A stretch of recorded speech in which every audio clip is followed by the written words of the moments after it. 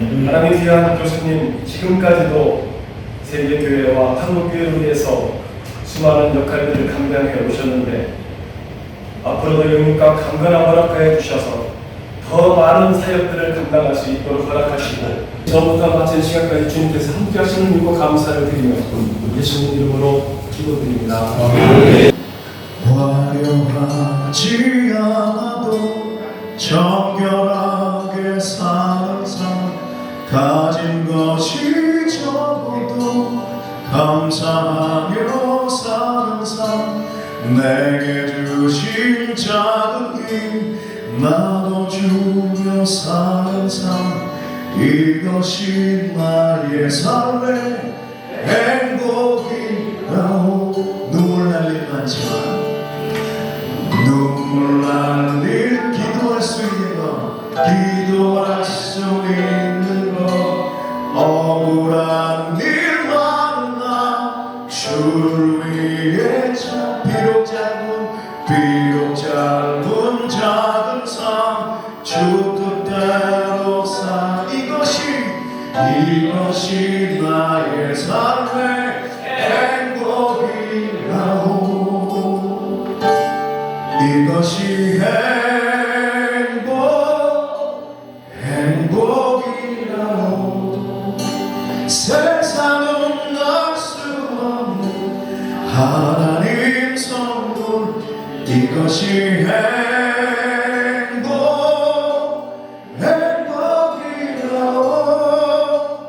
하나님의 자녀로 살아가는 것, 이것이 행복이라오. 할렐루야. 사도되는 조건이 바울에게 두 가지예요. 예루살렘 사도들에게는 사도행전에서 보다시피 두 가지 요구, 첫째 조건은 예수의 제자들이었어요. 예수 따라다니면서 같이 하나님 나라 전통한 제자들이었다. 직접 배우고 예수를 동행했던 제자들, 그래서 예수를 증거할 수 있는 둘로, 둘째는 사도 임명된 사람들. 근데 바울은 예수 따라다니는 일이 없거든. 그러니까 그 조건 중에서 바울이 사도가 아니란 말이야.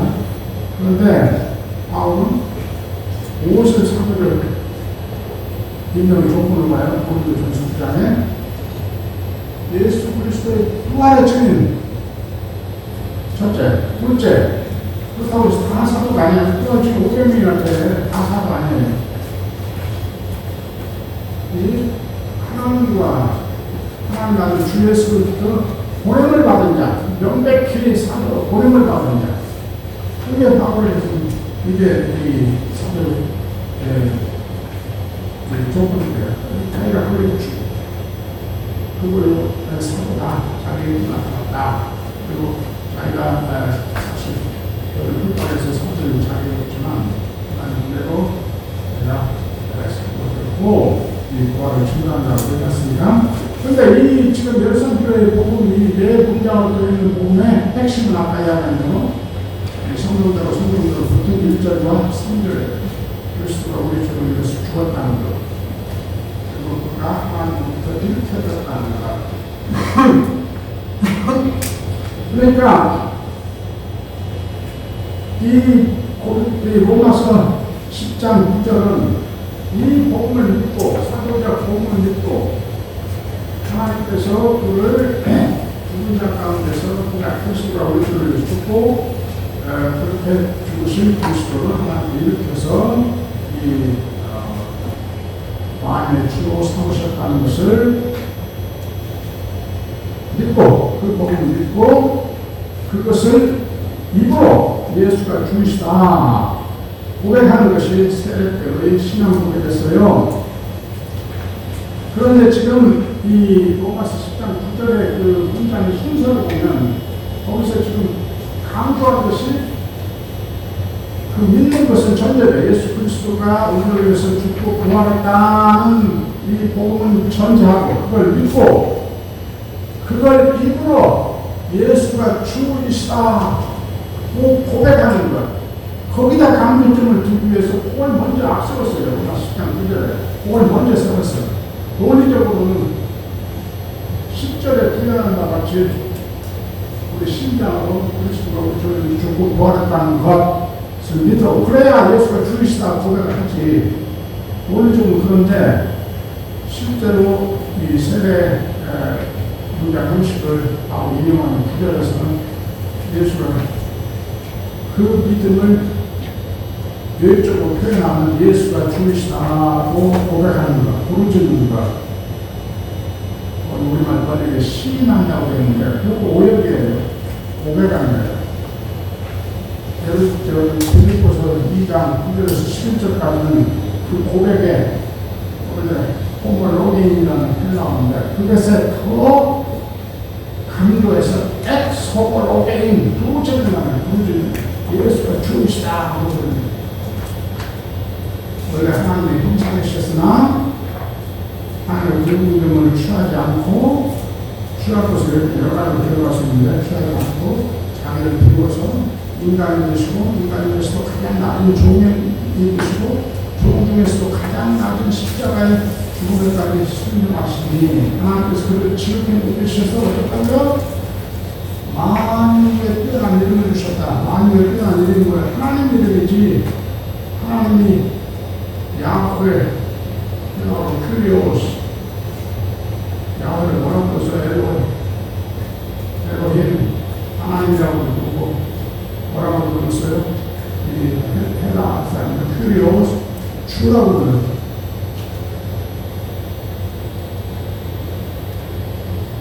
주라고 불렀어요.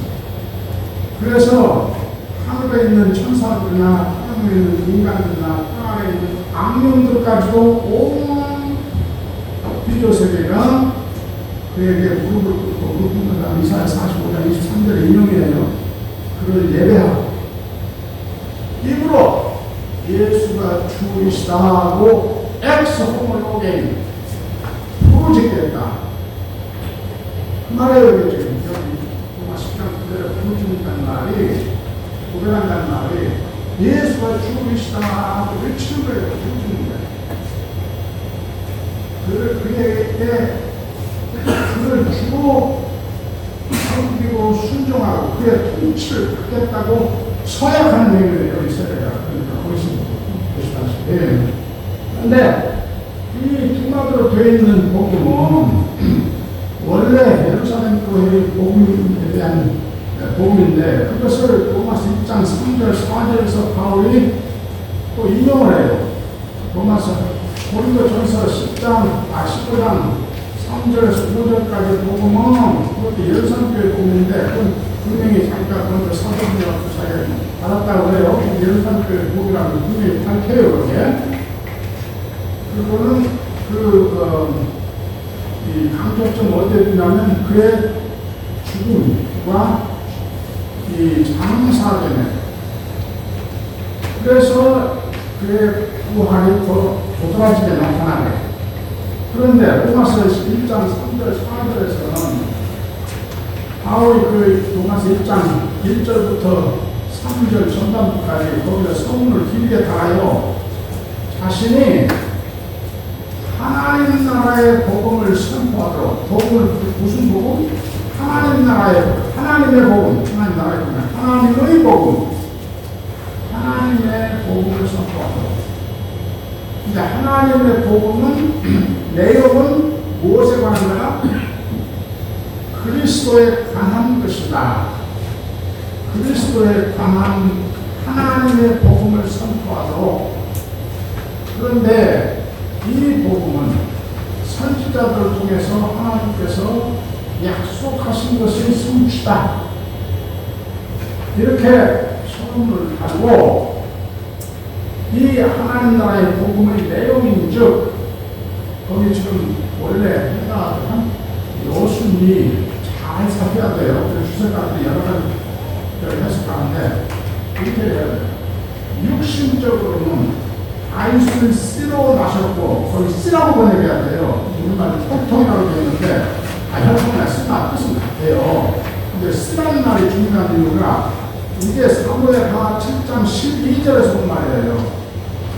여기 씨 하나님께서 이제 이스라엘을 평정하고 예루살렘에 도시를 왕국을 정하고 왕국을 잘 짓고 하나님의 집 성전을 지으려고 애쓰는 자들에게 성전 나단을 보내서 성전 짓지 말고 대신 약속을 하죠. 성전 나단을 통해서 그 나단의 신탁이라고 해요. 사무엘하 10장 11절에서 14절에서 16절까지 그 내용이죠. 너의 수가 다하면 내가 너의 씨를 일으킨다. 씨라고 되어 있어요. 그러니까 왜 씨라는 말이 중요하냐면 성경 많이 읽는 사람은 여기 로마서 1장 3절에 씨라고 보내겠으면 이 다윗 씨? 이거 사무엘하 진짜 씨구나. 많이 읽는 사람 그냥만 아는 게 아니고 많이 읽는 사람은 근데 현통이라고 따로 번역해놓으면 그게 그거지만 씨란 말이 안 나오면 보통 사람들은 그곳을 지칭하는 줄 몰라요. 그래서 너의 씨를 일으켜서 너의 집을 세우겠다. 그러니까 다윗이 대를 이어서 왕이 되게 해서 다윗 왕가, 왕조, 다윗의 가문을 세우겠단 말이에요. 너의 집을 세우겠다. 그러니까 내 대신 나의 백성을 나의 백성에 대한 나의 통치를 대행하도록 집행하도록 나의 아들로 삼겠다. 그가 나의 아들이 되고 내가 그의 아들가 되고 아들이라는 말은 상속자라는 뜻이에요. 아들의 기본 의미가 상속자예요. 그러니까 원래 이스라엘은 하나님의 백성이에요. 하나님의 통치를 상속받아 끝내서 집행하는 자, 또 대행하는 자가 하나님 아들이에요. 이스라엘 왕이 하나님 아들이에요. 그러니까 솔로몬, 다윗이 쓰인 솔로몬을 다윗 왕자에 세워서 다윗 왕조를 세우고 그가 이스라엘을 통치하는 합법적인 왕이라는 것을 어떻게 보장해요? 하나님이 어답션을 하는 거예요. 나의 아들로 삼는 그가 나를 위해서 집을 지켜야겠다. 그 집이 바로 성전을. 그래서 이 성전이 지어진 거 아닙니까?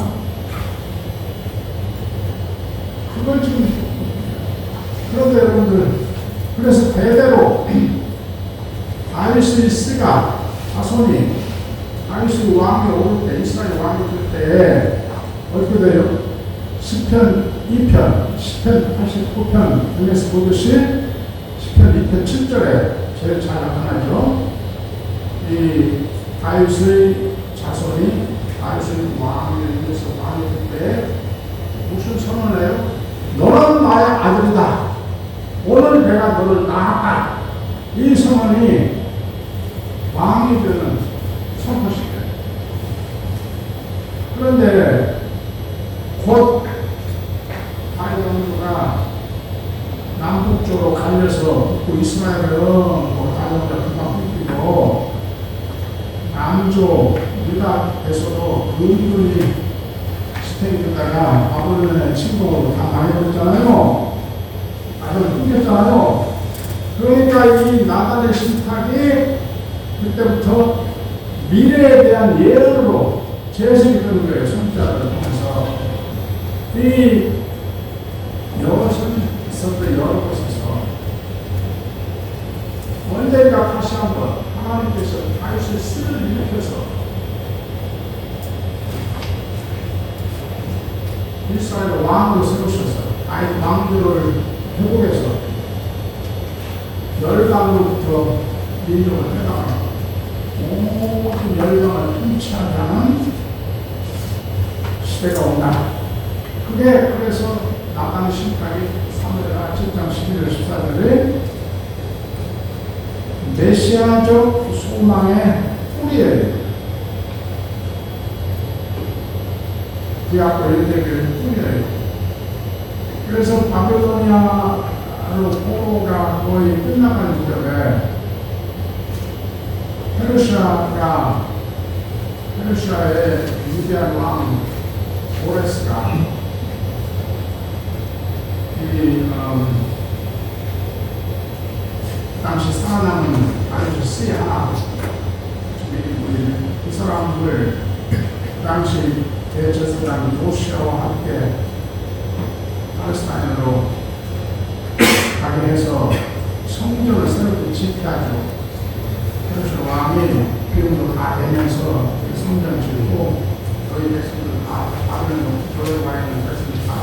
하면서 나라를 세워나가는 페르시아의 중국 아래서 저렇게 법을 지키면서 자치를 하도록 하죠. 그래서 이사야서 45장에는 이 고레스를 뭐라고 불러요? 메시아라고 불러요. 하나님께서 일꾼으로서 메시아는 하나님 일꾼이라고 해요. 근데 여기 하나님 일꾼들은 어떤 자들 하나님 일꾼들이에요. 그러니까 이때 그냥 역사 속에서는 왕들이요, 제사장들이요, 선지자들이 하나님 일꾼들이에요. 근데 그 일꾼들 세운 의식은 오늘 역사 세운 의식이 여기 안수하듯이 우리 이스라엘에서는 하나님 일꾼 세운 의식이 머리에 큰 거. 그러니까 고레스, 하나님께서 고레스에게 기름을 부어서 하나님의 당시 이스라엘 회복시키는 이스라엘 구원자로 세우신 세계예요. 그러니까 고레스가 누구야? 하나님의 종이야. 하나님이 자기 일꾼 세운 거야. 그러니까 고레스를 메시아라고 해요. 이게 내용된 메시아라는 말은 보통명사예요. 보통명사. 하나님의 우리 기름 부음 받은 의식을 통해서 하나님 일꾼으로 세움받은 자. 그러니까 목사님들이 신학을 공부하는 분들까지도 크리스마스만 들어오는 아이들이 메시아는 크리스마스는 무슨 말이에요? 그러면 올해 기름을 부음 받은 자가 있었다. 아무 무식한다 그래요. 이런 메시아는 세우셨어. 실제로 이 땅은 고레스까지 메시아라고 그랬어요. 선지자들, 이 왕들, 제사장들만이 아니고 심지어 이 땅은 고레스까지. 예수가 메시아라는 그런 말이 아니고 그러다가 점점 메시아라는 말이 고리명사가 돼. 종말에 오는 메시아. 근데 바벨로니아에서 포로 같은 사람들이 고레스의 운동으로 이 팔레스타인 기독교에서는 그때의 마지막 왕자 오늘 시간이 있으니까 내가 좀 자세히 지금 텍스트를 벗어나서 자세히 설명하려고 그러니까 하는데 목사님 좀 많이 그래서 설명하는데 왕자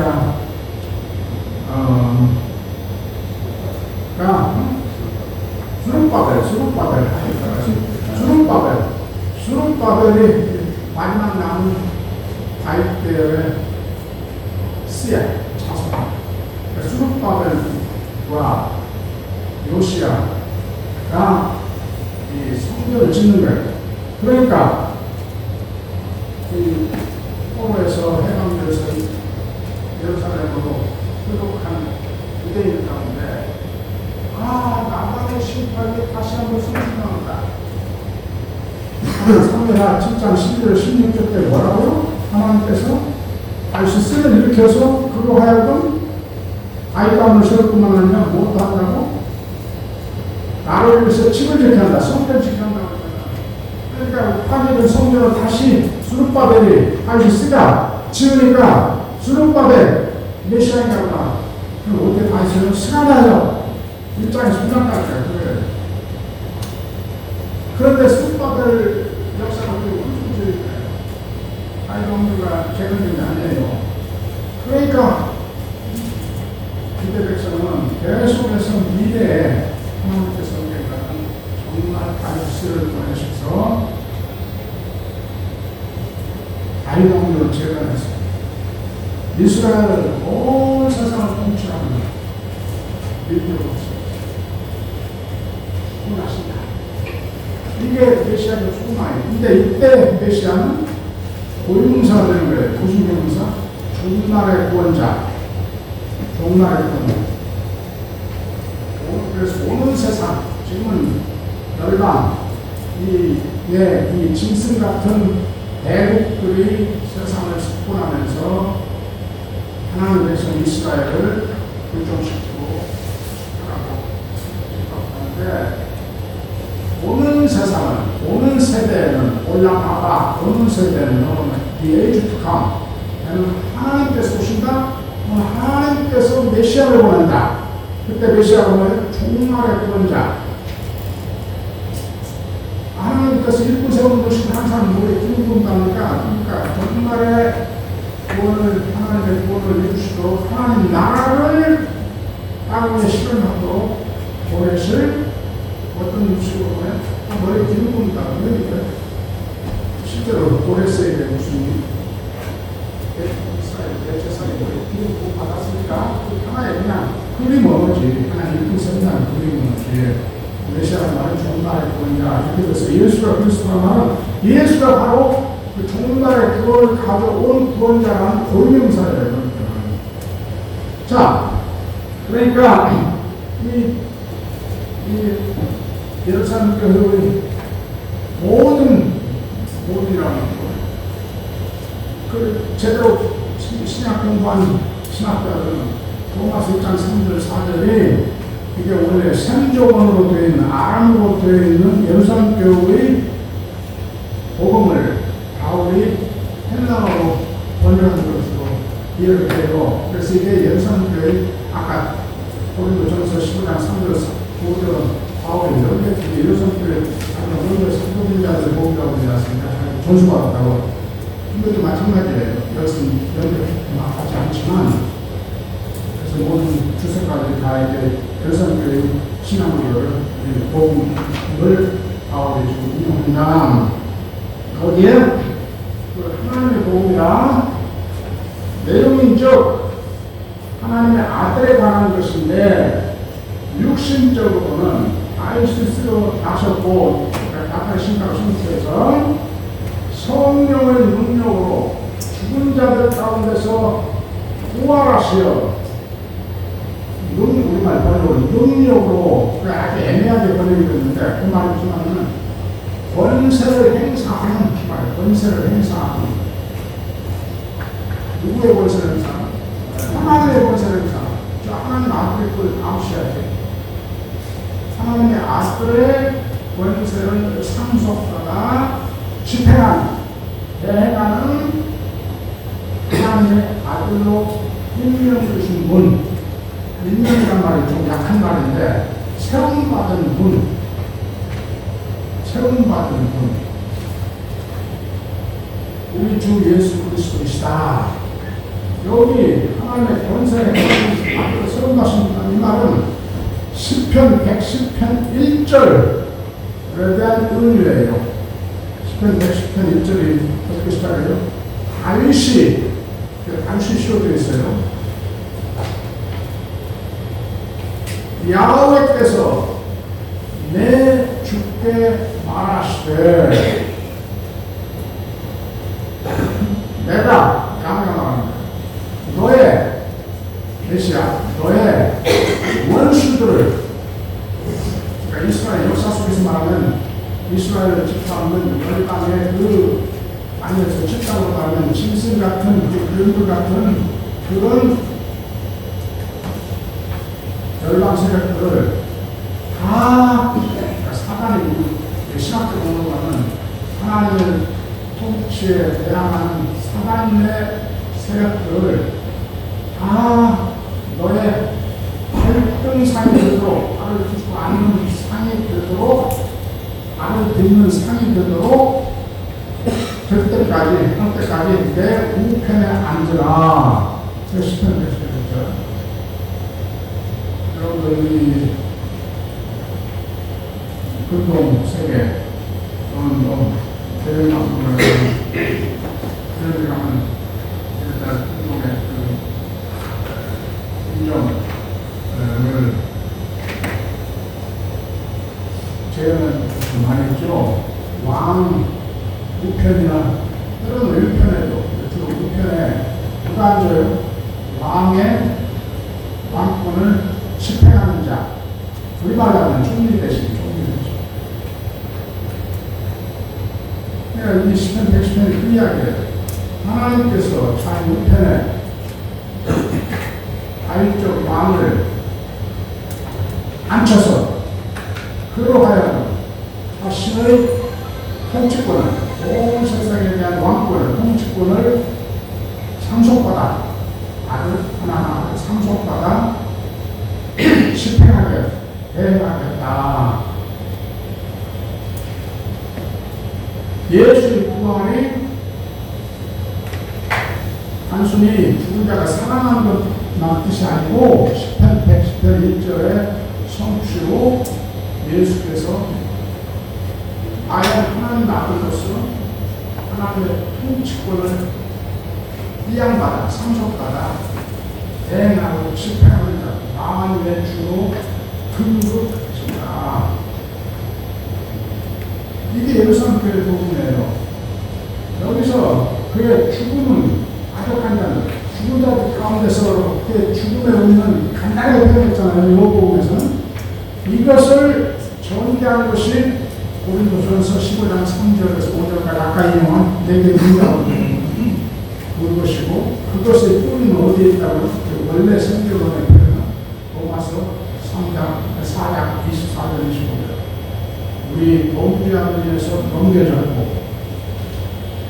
우리가 의인으로 하기 위해서 이렇게 되었다. 그리스도의 죽음이 우리를 위한 대속과 속죄의 제사다. 그걸로 끝나지 않고 우리의 칭의는 그가 일편적으로 완성이 되는 거야. 우리 죄를 속죄하고 씻어버리고 죄값을 치러버리는 것은 그의 죽음이에요. 그러나 칭의가 그것을 맞춰지지 않아. 그의 일으켜짐이 또 중요해. 그의 일으켜짐도 우리의 칭의의 근거야. 그러니까 로마서 여기 4장 24절 25절에 누가 있는 자, 그런데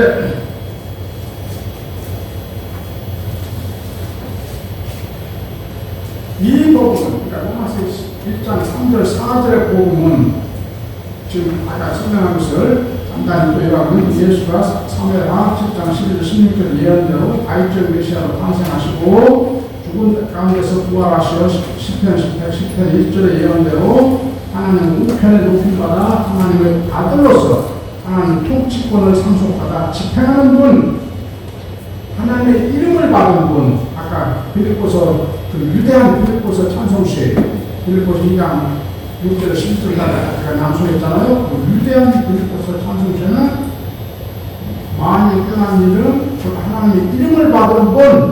그래서 온 고대 우주만의 3층 우주가 그리고 3층 우주에 존재하는 모든 심지어 하늘의 천사들과 땅에 아무것도 않고 예수가 주시다.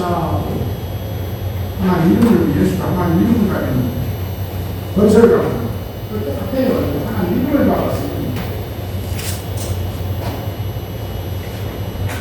모든 높임받아 통치권 상속과 집행하는 분권 만유의 주가 되셨다고 선포한 것입니다. 바울은 이어서 로마서 1장 5절 6절에서 자신이 온 세상에 이 복음을 선포하여 모든 민족들로 하여금 하나님의 아들 주 예수 그리스도의 통치에 여기 이제 키워드가 나옵니다. 믿음의 순종을 하도록 하는 사도의 직분을 받았다고 해요. 믿음의 순종이라는 말에 줄을 치세요. 이 말을 바울이 자주 써요.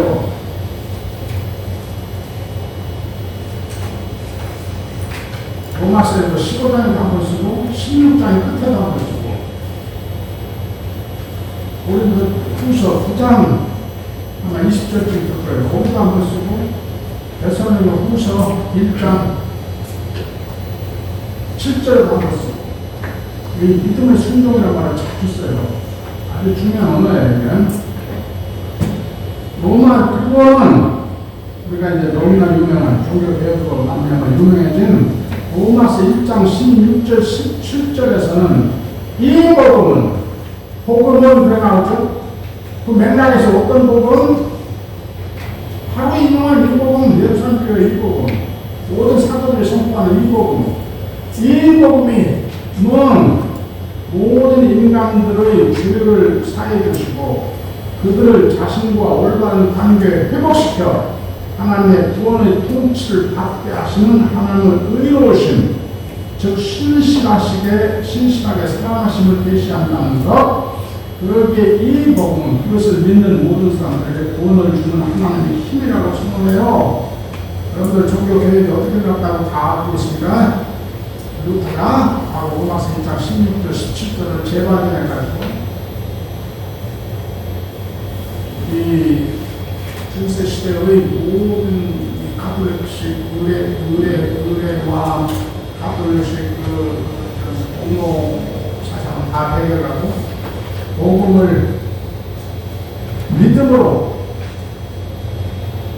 우리가 복음이 선포하는 하나님의 은혜를 거기고 복음이 선포하는 그리스도 안에서 계시된 하나님 은혜를 우리가 믿음으로 거기고 본받나 은혜로만 믿음으로만. 그런데 그때 루터가 발견한 복음은 바울의 로마서 3장 4장 5절에서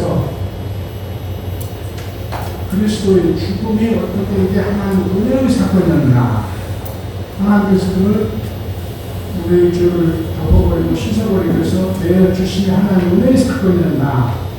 그래서 율법 행위로가 아니고 은혜로 그 믿음으로 더 믿는다 하고 강해하거든요.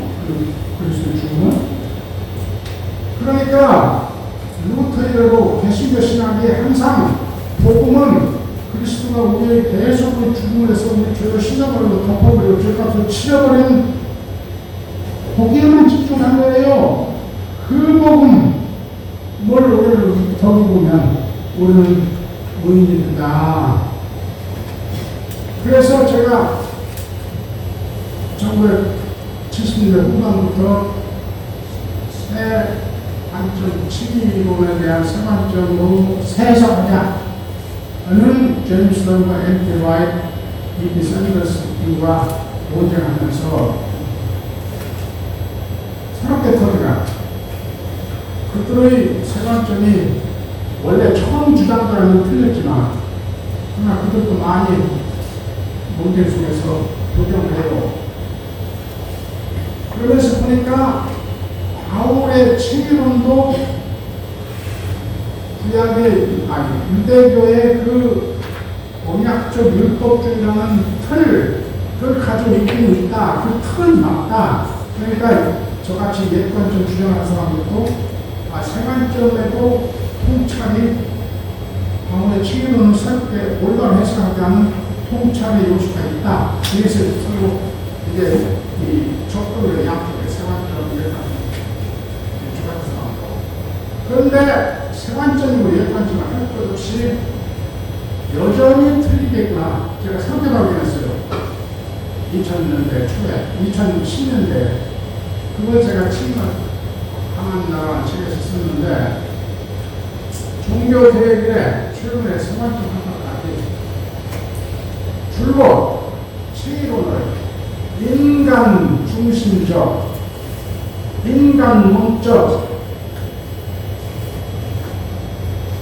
구원론적 관점에서만 읽었어.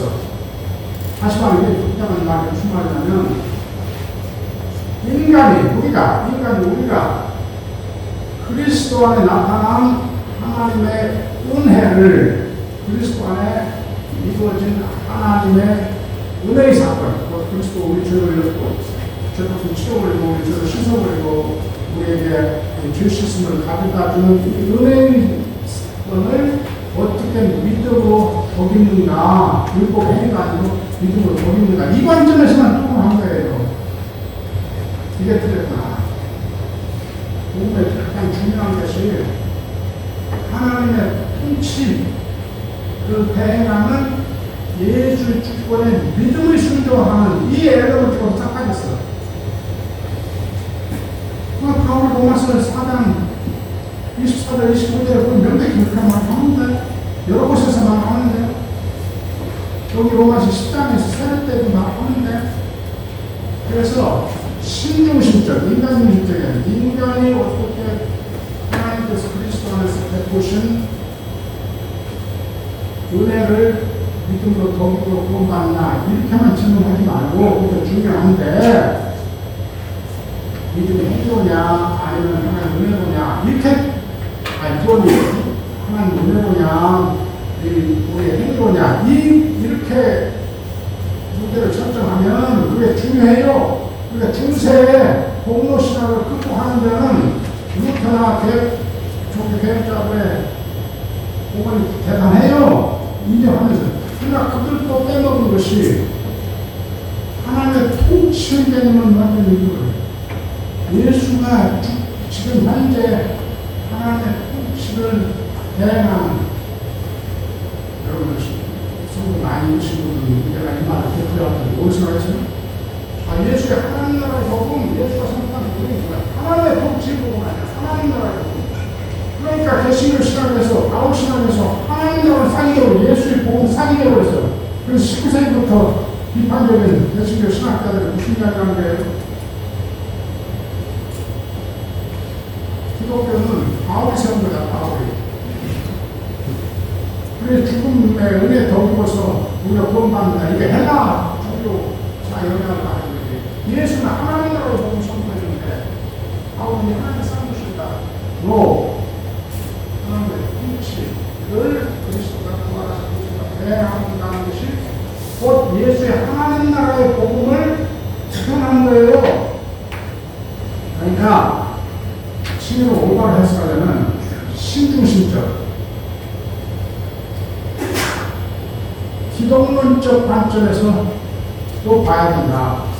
이 말은 무슨 말이냐면 아까 인간중심적 그 말은 인간이 그리스도 안에서 베풀어 주신 하나님의 은혜를 어떻게 어긴나, 그걸 믿음으로 어긴나, 아니면 행위로 어긴나, 이 관점만 토론한 게 아니고 중요한데 어떻게 중요하나? 하나님께서 그의 아들을 보내시고 십자가에 내어 주심으로 우리의 죄를 씻어버리고 자기와 올바른 관계를 회복시켜서 무엇을 하시려 했나? 하나님의 주권자적 뜻이 무엇인가? 그 관점. 하나님의 주권자지. 내가 어떻게 그걸 돕나, 그것만 생각도 아니고, 하나님이 나 주님을 그리스도의 은혜로 그 아들을 보내시고, 십자가에 대해서의 죽음을 하시게 하고, 그를 이렇게 해서 자기의 통치권을 이양함으로 해서, 원하시려고 그 관점, 그게 신적 관점, 기독론적 관점. 그것이 빠진 복음이 개신교 복음의 관점까지. 우리가 선포하는 개신교 복음이 암초까지 복음.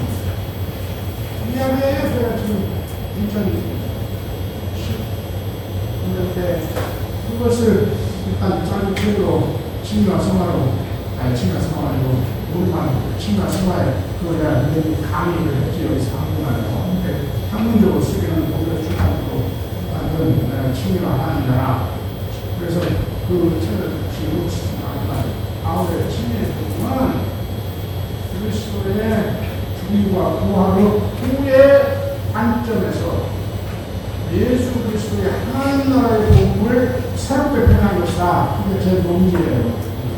그래서 이게 하나님의 통치, 우리를 하나님의 통치를 담는 백성이 그렇게 함, 하나님의 그게 하나님의 올바른 관계, 하나님의 등 돌린 아담적 자아가 새아담적, 하나님의 통치를 받는 새아담적. 그래서 이 땅에 하나님 통치가 이루어지게 하면 어떻게 해서 먼저 그 통치를 그 예수 주고를 하는 것을 통해서 많은 자들이 예수를 주고를 해서 하나님의 통치에 여기 뭐라고요? 믿음의 순종을 하지 않는 믿음의 순종, 하나님의 통치를 받는 자들에게 함. 이것이 교회의 설교예요. 이게 목표. 자, 그래서 그러기에 로마서 1장 3절, 그러니까 로마서 1장 16절 17절에서는 이 복음은 모든 인간들의 죄를 사해 주시고 그들을 자신과 올바른 관계에 회복시켜 하나님의 구원의 통치를 받게 하시는 하나님의 의로우심, 즉 신실하게 사랑하심을 계시한다는 것. 그러기에 이 복음은 그것을 믿는 모든 사람에게 구원을 주는 하나님의 힘이라고 선언합니다.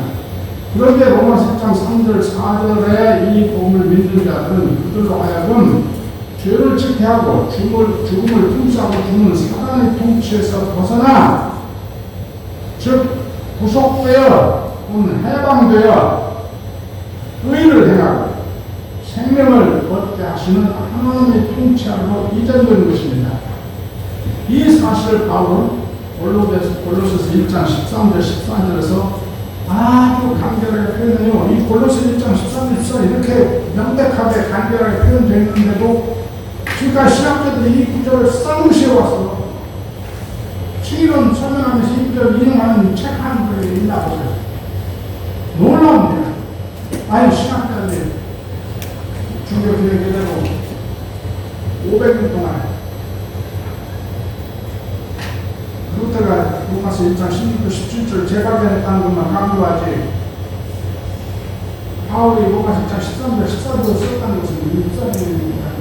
로마서 골로새 1장 13절 14절에서 하나님께서 우리를 흑암의 통치에서 사단의 통치에서 건져내시어 그의 사랑하는 아들의 나라로 이전시켰다.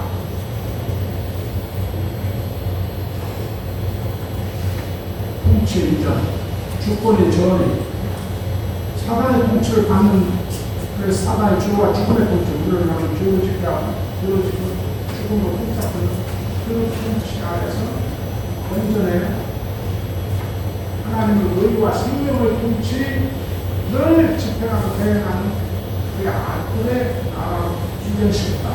이것이 구속이다, 해방이다, 곧 죄사함이다. 여기 순서도 재밌어요. 우리 개신교 신학에 익숙한 사람들은 죄사함이 먼저 나올 거 아니에요. 죄사함이고 이것이 해방이다 이래야 될 거 아닙니까? 해방 먼저, 구속을 먼저, 숙량, 사단나라의 세방들. 이것이 죄사함이에요. 죄사함은 소극적인 표현이에요. 구원의 소극적인 표현, 또는 네거티브 표현이에요. 적극적인 표현은 의인들 향, 의인과 치료받는, 의인이란 뭐냐? 하나님 오단 관계에 있는 사람. 그 생명을 주고 나서는 하나님 통치하는 사람. 이게 의인이에요. 그러니까 그게 사단의 통치에서 해방을 여기 골로새 1장 13절에 이렇게 명백히 말하고 그 순서도 지금 강조점이 해방을 얘기했다. 이러한 주권의 전이 곧 사단의 나라에서 해방되어 주 예수 그리스도 나라로의 이전은 우리의 세례 때 일어납니다. 세례는 우리가 믿는 자 되어가는 과정의 끝에 갔습니다. 우리는 복음을 처음 듣고 그것에 대해서 그리고 그것을 따른 삶에 대해서 배우는 과정을 거칩니다. 그것을 학습과정이라고 하죠. 그 과정의 끝에 우리는 믿기를 작정했음을 밝힙니다. 여러분들 목사님들에게 너무 익숙한 과정이죠. 그때 우리는 세례라는 의식을 통하여 복음에 대한 우리의 확고한 믿음을 공식적으로 고백하고 그 고백을 극으로 표현한 거죠. 세례는 하나의 극이죠. 드라마죠.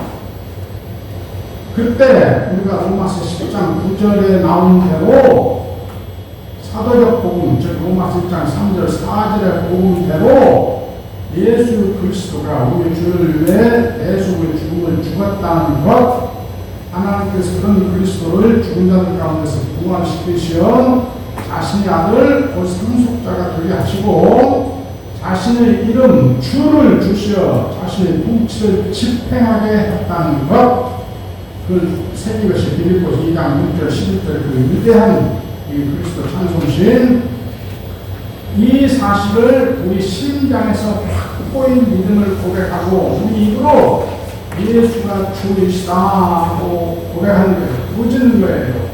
우리말로 해 아주 약한 시인이라고 되어 있어. 시인. 예수를 주고 시인하면 말도 안 되는 걸 해놨어요. 고백한다. 더 강조하면 부르짖는다. 이 고백도는 부르짖음으로써 그는 지금까지 의식적으로나 또는 무의식적으로 주고 섬겨왔던 사단의 통치를 거부하고 하나님 아들 예수 그리스도를 그리스도를 주로 모시고 그의 보호에 의지하고 그의 통치에 순종하는 삶을 살겠다고 선언하는 거예요. 즉 주 예수 그리스도 통치에 믿음의 순종을 하겠다고 서약하는 것입니다. 서약을 영어로 바우라고 플레지한다고 하죠. 이렇게 우리는 실제 그리스도를 믿는 자가 되는 세례 때 사단의 나라에서 해방되어 주 예수 그리스도 하나님의 아들에게 대신 통치하는 하나님 나라로 이전되어 하나님의 백성, 의인들로 구원을 받는 것입니다. 골로새 1장 13, 14절에서 바울은 이것이 곧 죄사함이요 속량 또는 구속이라고 하지 않습니까? 그런데 이 속량, 구속을 먼저 말한다는 것이 상당히 중요하다고요. 거기에 강점이 집결하는. 그런데 세례 때 이렇게 받은 구원은 사실 구원의 첫 열매이죠. 완성된, 우리 첫 열매라고 들었으니까 두 번이나 어디에 로마서 8장에 썼고 갈라디아서 어디에 썼어요? 첫 열매? 거기 후서 2장에도 써있죠. 첫 열매. 이건 나와요. 우리가 구원의 첫 열매라는 거예요. 구원의 언제나 수학은 언제마다 최고 심판 때 예수의 재림 때 완성된 온전한 구원은 예수 그리스도께서 재림하시고 사단의 죄와 죽음의 세력을 완전히 강멸하실 때 우리 믿는 자들은 하나님의 최후의 심판석에서 받게 됩니다. 그러기에 세례 이후 그때까지 우리 믿는 생활의 현재 과정은 끊임없이 아직도 생생한 사단의 통치의 유혹을 뿌리치고 주 예수 그리스도의 통치에 믿음의 순종을 해가야 하는 과정입니다. 그것이 우리가 구원받아가는 과정, 즉 우리의 구원의 현재 과정이에요. 그러니까 칭이라는 그림 언어로 구원을 말하기 하면 칭의 현재 단계예요. 그런데 이건 종말론적인 관점이라고 그러죠. 우리 구원의 종말론적인 구조, 세 단계 구조. 세례 때 첫 열매, 최후의 심판 때 완성. 그럼 그 사이는 현재. 이건 뭐냐? 그 칭의 현재 단계라고 해야지. 근데 이 종말론적인 관점, 이건 어디에서 신학자들이 설교를 하는 거예요? 19세기 말에, 20세기 초에. 그전에는 이런 종말론적 관점이 없었어요. 그렇기 때문에 16세기 종교개혁 때 17세기 열심히 신학자들이 친구들을 듣고 나가면서 칭의 현재 단계라는 말을 쓰지 못하고 그걸 성화라고 했어요. 성화. 근데 영적 같은 신학이에요. 왜? 성경을 잘 안 읽는 거야. 여러분 호르몬 전서 1장 1절만 보세요. 거기 성화라는 말이 몇 번 써요. 자, 이끌만.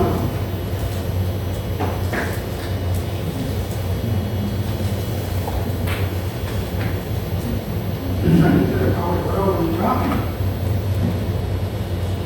하나님의 뜻에 따라 그리스도의 사도로 부름받은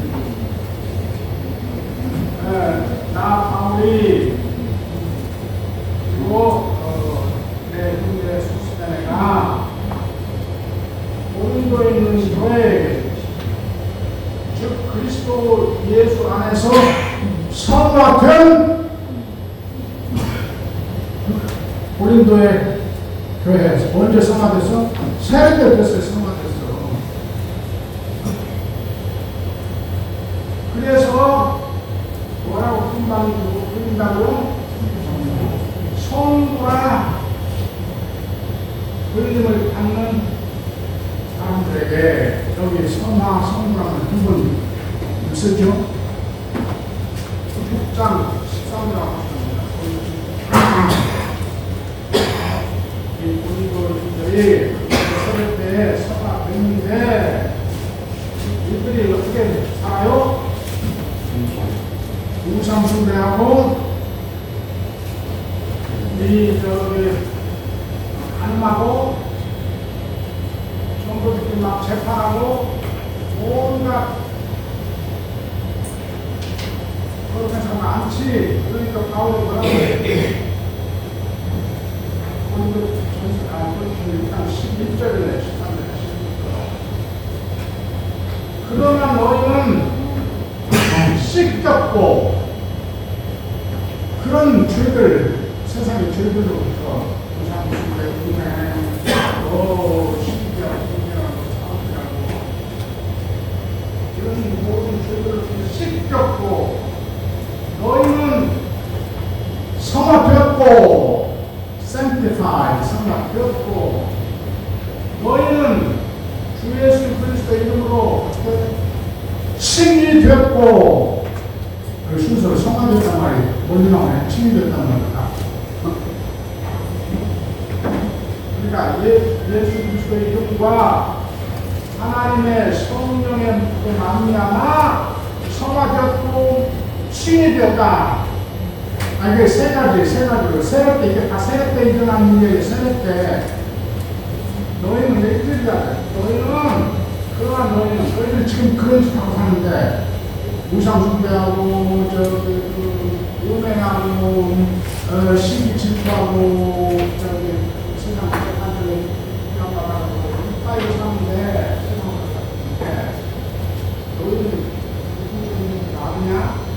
뭐라고 해? 주 예수 그리스도의 이름과 하나님의 성령으로 말미암아 언제 세례 때에 죄가 씻겼고, 저도 씻겼고, 그다음에 성화되었고, 의인이라 체험하다 아주 시간에 오늘 큰일 나네. 의인이라 체험하다.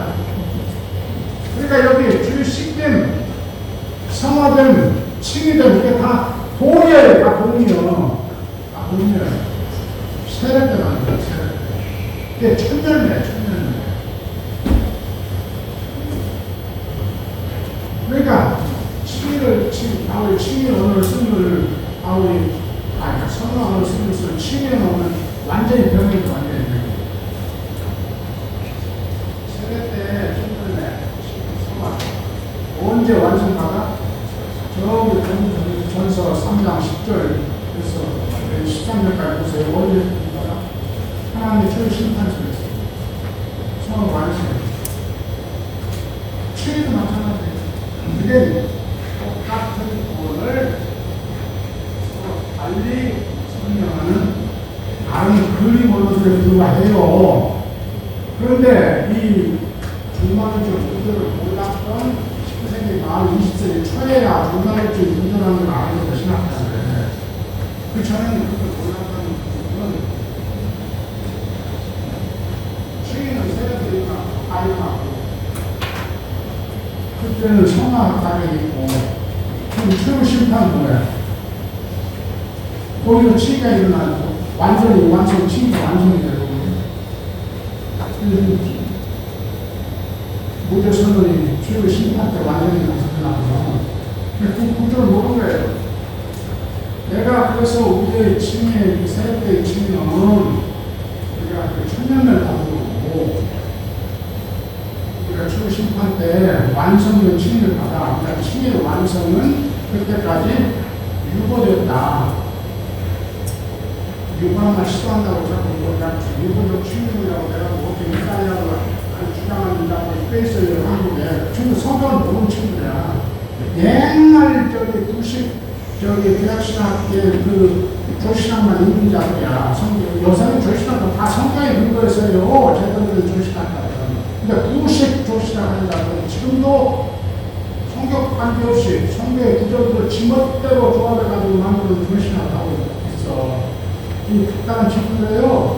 자기들 구식 운동하는 거야.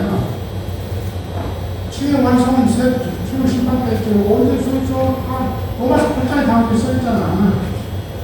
하나님 재판석에서 우리가 크게 이해하게 되는 게 하나님 아들 그리스도가 우리를 위해서 변호사분을 한다잖아요. 중보한다잖아요. 주 심판에서도 모든 우리 학문과 실패에도 불구하고 현재 과정. 그러니까 현재 과정은 칭의 현재 과정, 성화의 현재 과정. 이 현재 과정 뭐 해야 된다고? 가만히 앉아있어도 세례 때 한번 예수가 우리 주님께서 죽었다고 믿기만 하면 이제 끝! 바꾼 거야, 딱. 그러니까 사역비만 열심히 들고 다니는 순간 그러니까 분파가 나오는 거고 이른바 정통교회라는 것이 사실상 분파 복음을 선포하는 거고 사실상 분파 선포하는 거고 그러니까 지금 윤리와는 완전히 동떨어진 이런 비극적 현실이 벌어진 거예요. 신앙의 잘못돼가지고. 자, 그래서 우리는 세례 때 하나님의 아버지의 영이시며 동시에 하나님의 아들 주 예수 그리스도의 영이신 성령을 받습니다. 오늘 대다수 교회들은 간략한 세례 의식을 거행하지만 고대 교회의 세례는 모두 침례였어요. 여기 침례교인들 목사님들 계시면 좋아하시겠네요.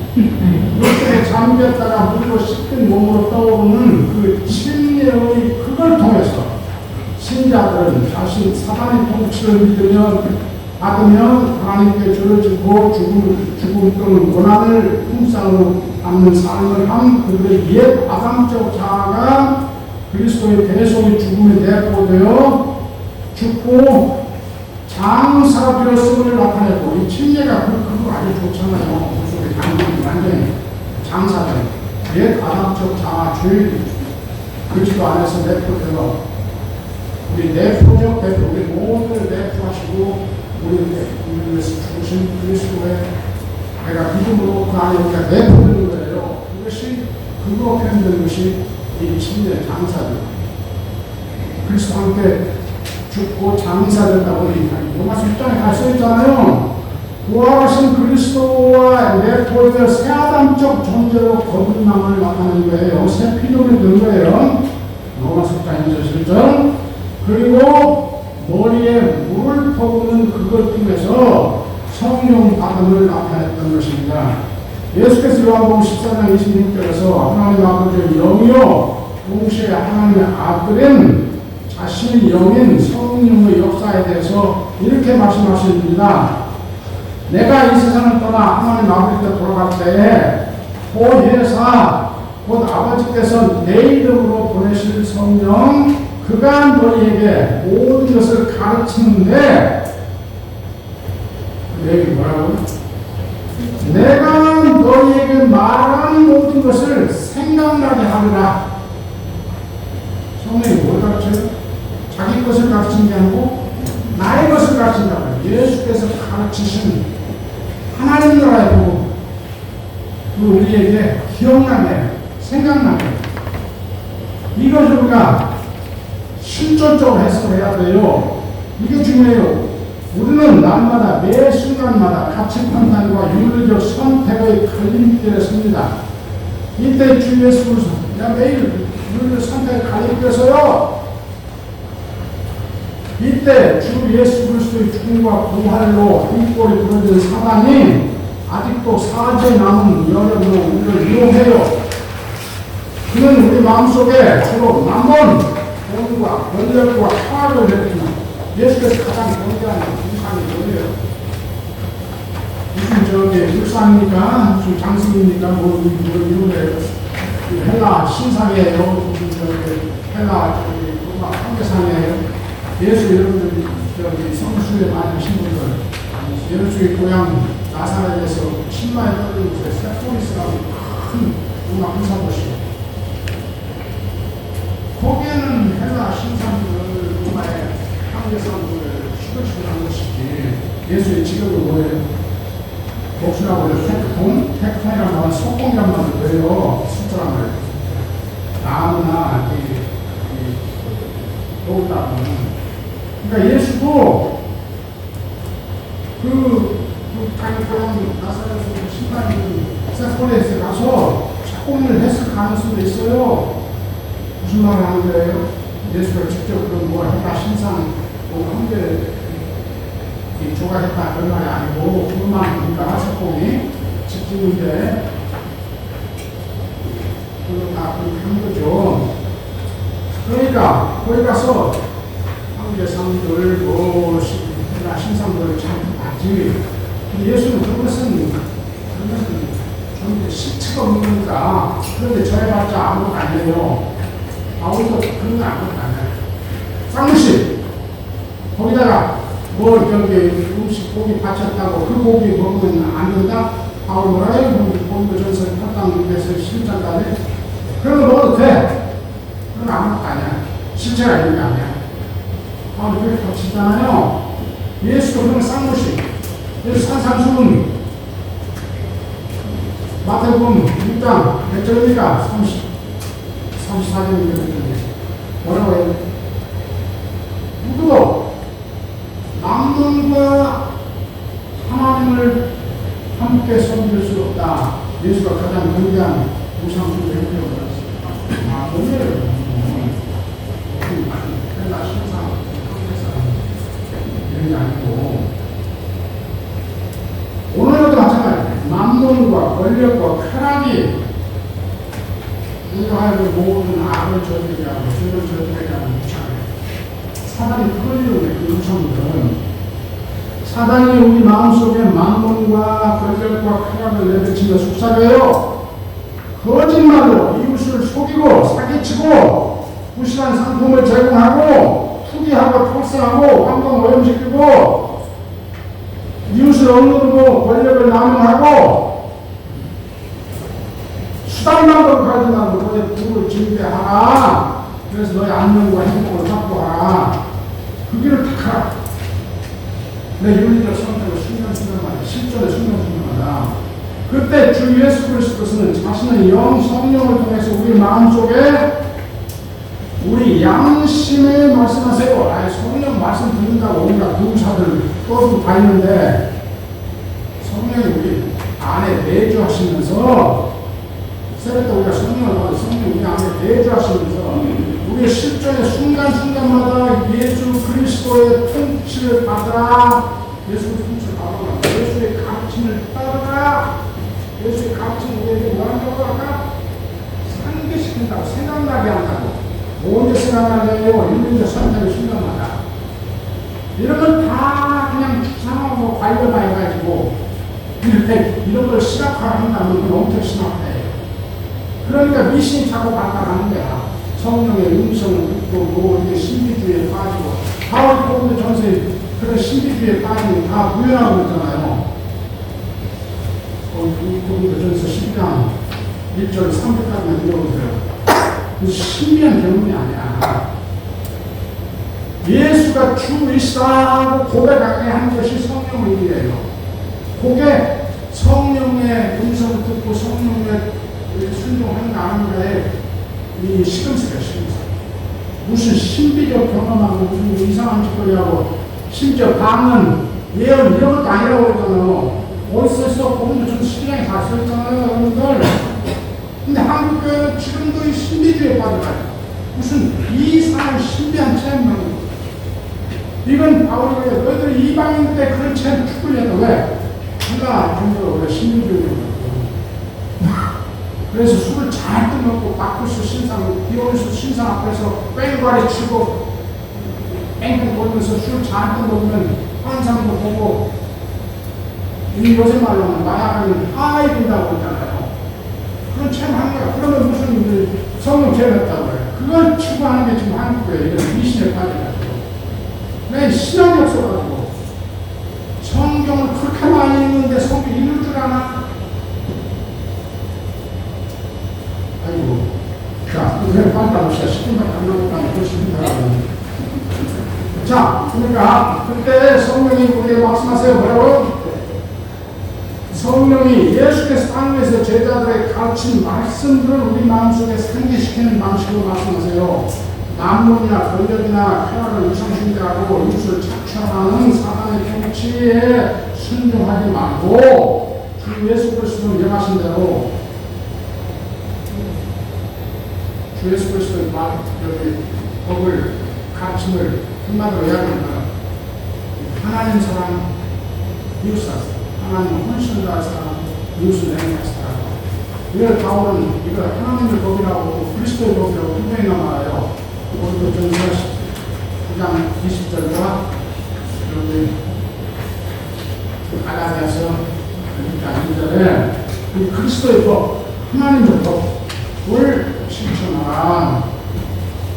그래서 마가복음 10장 그리고 이 저기 마지막 누군가의 경영자에 그 말씀하시죠. 그래야 성령을 우리로 하여금 그 말씀에 순종하여 우리가 세례 때 한 서약, 즉 더 이상 사단의 통치를 받지 않고 하나님을 주 예수의 통치를 받겠다는 서약을 실천할 수 있게 합니다. 그래서 우리는 우리의 실존에서 윤리적 선택의 순간마다 나의 이익을 극대화하기 위해서 이웃을 속이고 어감하고 착취하는 줄이 아니라 적정한 이익만 취하여 이웃을 적정한 이익을 취하며 이웃을 섬기는 길 진실하고 의롭고 정직하고 진실하고 의롭고 사랑을 베푸는 길을 택하게 되는 것입니다.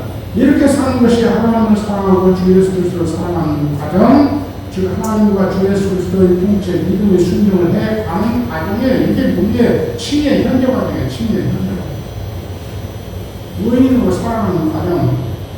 이렇게 성령의 깨우쳐 주심과 순종할 수 있는 힘 주심을 받아서 이게 성령의 깨우쳐 주심과 힘 주심을 받아서 우리가 그 결정할 수 있잖아요. 그러니까 이게 옛날 신학적인 언어로 하면 우리가 어떻게 의를 행할 수 있어요? 성령을 은혜로. 그러니까 세례 때도 우리가 어떻게 그 그리스도 안에 일어난 구원을 넘겨가요? 은혜를 믿음으로. 지금 믿음이 현재 과정에서 칭의 현재 과정에서 우리가 어떻게 성령의 은혜를 믿음으로 받아 내가 사단의 통치 안 받고 저 죄의 유혹을 피하고 거짓말하고 정직하고 사기 안 치고 이웃을 섬기는 이게 누가 우리에게 가르쳐줘? 성령에 가르쳐 주시고 깨우쳐 주시고 그렇게 할 수 있는 믿음을 주시고 내가 사단 믿지 말아야 돼. 하나님 믿음 주시고 그러니까 성령을 은혜로 그러니까 믿음 현재 과정도 전적으로 성령 은혜로 우리가 그렇게 살 때 우리는 과연 주 예수 그리스도를 믿는 자들임을 드러내는 것입니다. 그저 입으로 관념적으로 그렇게 주장하는 것이 아니라 실체적으로 증명하는 것이에요. 우리는 이렇게 은혜로 그리고 믿음으로 말미암아 의인이 된 자들로서 의롭게 삶으로써 이 땅의 하나님 나라의 정의와 평화와 행복을 증진해가는 거예요. 로마서 6장 11절에서 13절에서 사도 바울은 이 과정을 그리스도인들이 하나님 백성으로서 주 예수 그리스도의 징계로서 날마다 사단의 죄와 죽음의 통치에 대하여 걸리는 영적 전쟁의 과정으로 설명합니다. 그러면서 권합니다. 그러므로 너희가 죄가 너희를 이 죽을 몸을 지배하여 여기 죄라는 말은 의인화된 언어예요. 그러니까 이걸 풀어야 돼요. 여기 의인화된 죄는 죄를 집대하는 사단을 지칭하는 거예요. 사단이 너의 죽은 몸을 지배하여 너희로 하여금 몸의 사욕들에 순종하는 죄를 지켜하는 일이 없도록 하라. 또한 너의 몸의 지체들을 이 죄를 지켜하는 사단에게 불의를 실현하는 병기로 내주지 말고요. 병기 무기를 사용해서 그러니까 나가 병사 이 무기를 든 몸, 무기를 든 병사예요.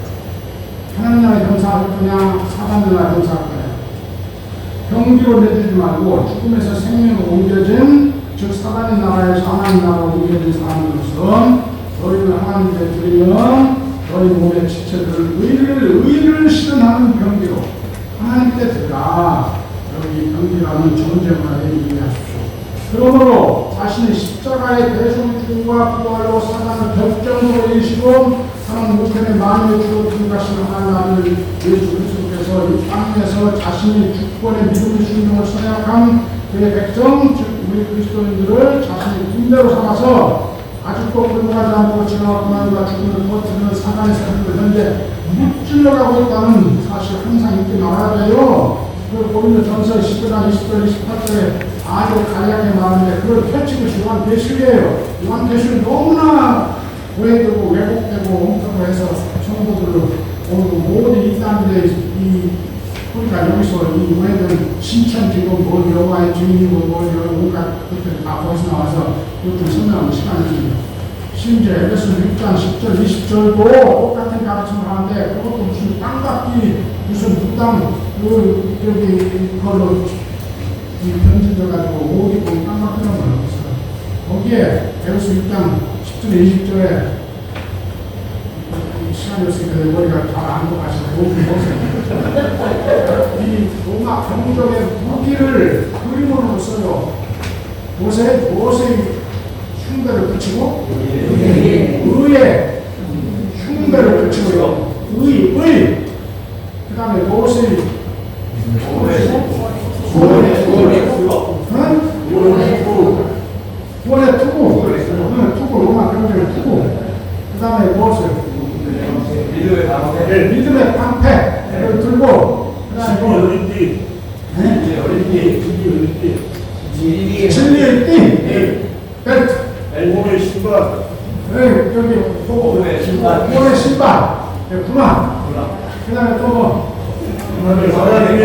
참 그게 뭐라고 성령이라고 풀어놨죠. 검을 성령이라고 풀어놨지. 마찬가지로 거기서 무기는 하나도 중요하지 않아. 뭐가 중요해? 뭔 쓰기가 중요해.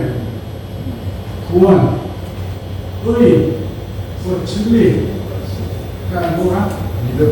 믿음. 이게 우리가 영적 전쟁의 무기라는 거야. 열심히 돌아다니면서 전도하는 거예요. 성령 힘을 빌어서 진리를 지키고 의를 행하고 이렇게 하라고 했지 무슨 깜박게 하라고 어디가 나와. 그게 무슨 축사하고 돌아다니라고 어디 나와요. 축사 인사도 있긴 있어요. 예수님 열심히 하셨고. 그러나 예수가 뭐라 그래요? 아까 우리 3장 바리새인들에게 예수가 바리새인들 사단의 힘을 빌어서 귀신 쫓는다고 바리새인들 비난하니까 말도 안 되는 소리. 너희들의 아들들도 축사하지 않느냐? 너희들 아들만 나오면 거기서 실제로 그 예수를 비난하는 성공한 바리새인들 아들이란 말이 아니고 그게 선적 언어의 수거적 표현이에요. 너희들 좀 더러도 말이에요. 너희들 좀 몇 명도 축사하지 않느냐? 축사하는 건 모든 종교에 다 있어. 이슬람 있고 불교도 있고 힌두교도 있고 한국 부당들도 열심히 하고. 근데 한국에서는 이게 한국 교회 축사가 이게 아주 미신화돼가지고 깡박고 그걸 또 확대해가지고 깡박게 하고 또 우리 저 무슨 요소가 우리 연구소 깡박았다고 그런 식으로 하면 십자군이 중세 때 몇 번이나 저기 성질을 깡박했어. 그래서 그 귀신 다 내쫓았으니까 그런 거 십자군 때문에 기독교가 다 망해가지고 그 세계가 다 뭐가 되었어요? 뭐가 됐어요? 이슬람 세계가 되었잖아. 다. 괜히 기독교 제국인 비상팀 제국만 멸망하고 그런 역사에 불구하고 오늘 또 거기 깜빡된다고 가는 이런 미신 따위 교회가 한국교회 이런 신학도 또 성경도 그렇게 먹어보는 완전히 그래가지고 이런 게 참 한심스러워요. 내가 궁금하죠. 얼마나 하려고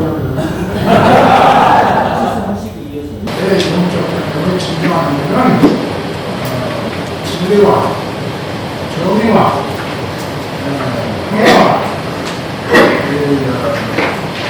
그를 확대하는 거고 우리와 갈등과 거짓 이런 세력들을 부추려가는 것이 진정한 목적입니다. 그래서 오늘의 하나님 나라의 구원이 실제화되는 것이 미신하는 것이 아니구나. 영적 전쟁을 하나님의 통치를 발견적으로만 해야 할 것이 아니라 하나님 나라와 사단의 나라의 영적 전쟁이 우리 실존에서 내가 우리 유리적 선택에서 벌어지고 있다는 분명한 사실을 절실히 의식해야 합니다. 그러한 순간마다 그리스도인들이 사단의 이유로 배별하고 주 예수 그리스도의 통치에 믿음을 순종할 때 그리스도는 날마다 듣는 주기도문의 새 우리 청년들 앞으로 새 우리 청년들 중에 당신의 나라가 즉 당신의 통치가 이 땅에 임하게 하소서. 당신 나라가 이 땅에 임하게 하소서. 당신의 통치가 이 땅에 이루어지게 하소서. 그 말이에요. 우리는 또 하나님은 당신이라고 부르는 것을 정해심이 부도하다 주님도 그걸 깨물어요. 이상하게 전달해가지고 정신 통하지 않게 마태복음의 그 정형화된 표현, 확실된 주님의 형식을 그러고 심장에 약간 그 간과하는 오래 같죠. 마태복음은 세계의 세계 우리 청원들 오늘 이런 양식을 주셨습니다. 이런 양식은 16장에서 말이에요. 하루를 위한 양식을 주셔서 그 다음에 우리를 사랑 시험에 말합니다. 우리 주님 저를 용서하셔서 우리 주님 용서하셔서 시험이 들면 우리가 죄인자를 미워할 거고 하는 그 자체가 죄예요. 우리가 거기에 서야도 돼요. 그리고 우리의 죄인자를 용서하는 서야를 듣는다고 세 번째 마무리하는 세 번째 일차에 우리를 시험에 용서하는 거라고 나를 세우고 없어서 악한 자를 세우고 없어서 세우고 요청하는데요. 저는 앞에 세계를 보여보기 쉽지 않은 감신청원들에게 아빠 그리고 보면 학교에서 교대용으로 혼자 계시는 하나님 초월성을 합니다. 혼자 계시는 아빠 당신의 이름이 거룩하게 이루어진다. 예배원에 예배원을 쓰죠. 예배원에 하나님을 예배원인데 하나의 천물로 세계를 전해놨습니다. 두 번째 청원은 이름을 통해 뭐라고 합니까? 하나님 계시는 아버지시여 이름이 거룩히 여겨주시오. 그걸 당신을 빼버렸어요. 당신의 이름이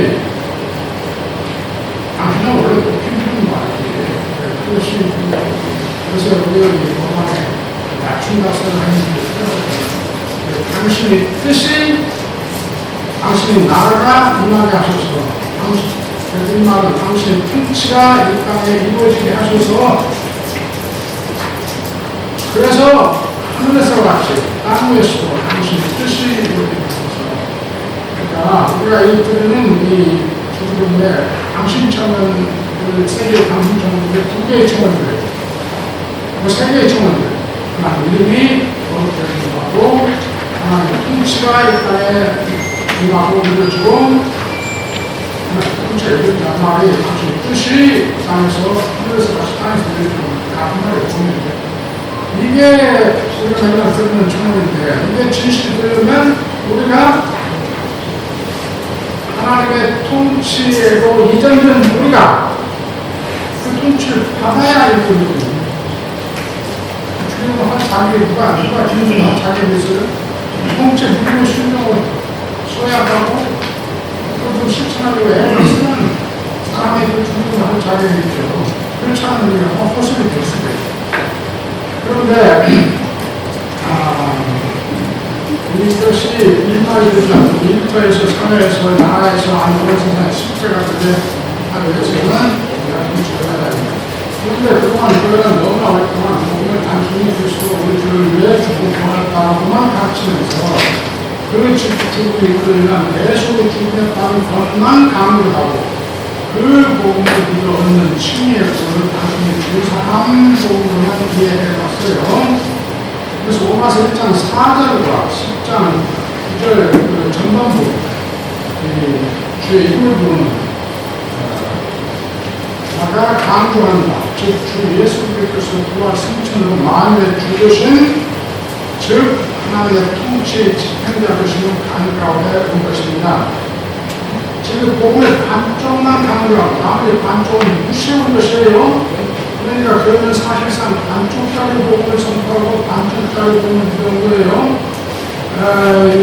그래서 무신교 신학에서 인문적 일부를 구조적 일부로 분간하지 않는 그랬던 본문이 가르쳐진 것입니다. 한국에서 제가 전에 무단 그런 그렇게 하다가 시골 방송에서 대담하다고 답변해서 한 것이 있습니다. 저희가 지금까지 반쪽짜리 보면 들어가지고 물이 없는 놈을 선택해가지고 부정권들도 많았고 맨 그리스도를 주를 위해서 죽었다. 그래서 우리가 그 노래를 믿으면 그걸 받는다. 그러니까 오케이. 아닌데 그거는 확신만 해서 됩니다. 그래도 온갖 분들은 무슨 그거는 확신을 준다고 뭐 나옵니다. 성령의 역사는 어떻게 알아요? 내가 지금 성령의 명령을 양심으로 받고 성령이 말하는 예수의 가르침을 양심으로 의식하고 예수의 가르침대로 하려고 할 때 이 성령의 역사십니다. 성령이 내 안에 계신다면 어떻게 알아? 그렇게밖에 하면 안 되는데 내가 조금만 거짓말하면 회개할 수 있는데 왜 나는 박사에 있는 자에게 그냥 안수하고 하면 내 직성이 풀리고 그래 직성이 그만큼 좋을 텐데 그런데도 내 안에 성령이 내 양심에 정직하고 진실하고 살지 말고 그런 남은 사람들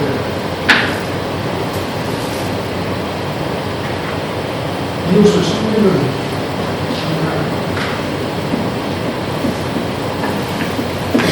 원수를 용서하려고 조금이라도 주는 걸 하면서 가만히 눕고 그게 안 되는데 했는데 그때 내가 성령의 강구한 감을 받았어. 내가 의를 행한 거예요. 그때 성령이 되게 확인이 되는 거예요. 그냥 신비로운 체험이 아니었는데 맨날 성령 체험한다고 무슨 그거에 확신 갖는다고 그건 나는 어쩌겠냐 그런 체험을 해가면서 살 때 내가 과연 예수의 통신을 받아가는 사람인가 우리 한국 사람들 우리 한국 잡기 참 좋은 말 하나님의 장중에 붙들려 사는 거니까 자 그러니까 지금까지는 얼마나 동안 반쪽짜리 복음을 선택하니까 그래서 대부분의 교인들은 복음을 영접하게 하는 거는 영접하는 거 좋은 건데 먼저 정말 그리스도가 우리 죄를 위해서 죽었다는 것을 받아들이기만 하는 것 또는 그 문구를 단순히 복창하는 것 그래서 이해하고 이 사역이라는 게 이 사람들이 아주 심플탄이라고 해요. 아주 바보같이 모든 걸 단순화시키는 성격의 그라이트가 시스템을 하면서 밴드라는 그 사연이 크게 복음의 전부야. 그게 전부의 전부. 그냥 믿기만 예수를 예수.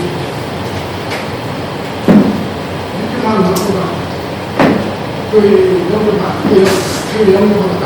그 영접하면 그걸 힘줄 받았다고 써야하고 순종하겠다고 행동하는 한 사람이 오늘 영접하는지 그렇지 않고 그냥 말로만 하고 그리고 우리 신앙이 달려가지고 아이디어만 있는 거예요. 내가 믿는데 그것만 생각하고 그것이 우리 통해서 자 이렇게 단순히 그 문구를 복창하는 것으로만 이해하고 자신들의 실존에서 하나님 앞에 주 예수 통치에 믿음을 순종해가지고 서약하는 것이라는 사실을 의식하지 못하는 것입니다. 그런데 그들은 복음을 영접하여 구원받아 이 땅에서 하나님의 복 받고 싶었다가 죽어서 또는 주의 심판 때 천국에서 여기서는 누린다, 여기서는 누린다는 무치한 시간에 머물러 있는 거예요. 그렇게 시작을 했어도 좀 더 성경을 깊이 이해하고 믿음을 이해하고 이렇게 해서 좀 더 하나의 통치 하기까지 예수의 죽음을 진정함을 깨닫고 실천하는 것까지 나가야 되는데 그렇지 않고 그냥 그렇지 않게 머물러. 그 중에 더러는 돈을 한번 믿는다고 고백하여 돈을 받은 사람은 이제 어떻게 살든 상관없이 하늘나라에 복권은 부담받은 것이라고 주장하는 한파리 신앙을 가지고 있죠. 그래서 그런 우리가 돈파라고 비난하죠. 그래도 진지한 교회들은 하나님을 숨기고 거룩한 삶, 그러니까 서로가 힘써야 한다고 가르치죠. 이런 다 있는 거예요. 그것을 주로 그리스도인 기도의 교육적 표준들, 즉 주일 성수, 외봉사, 11조 등 헌금하기, 전도하기, 음식 가리기 한국에서 대표적으로 술, 담배 않기, 그리고 때때로 자선사업에 참여하기 등과만 연결시킵니다. 예수 시대의 유대교의 바리새인들과 같지 않습니다.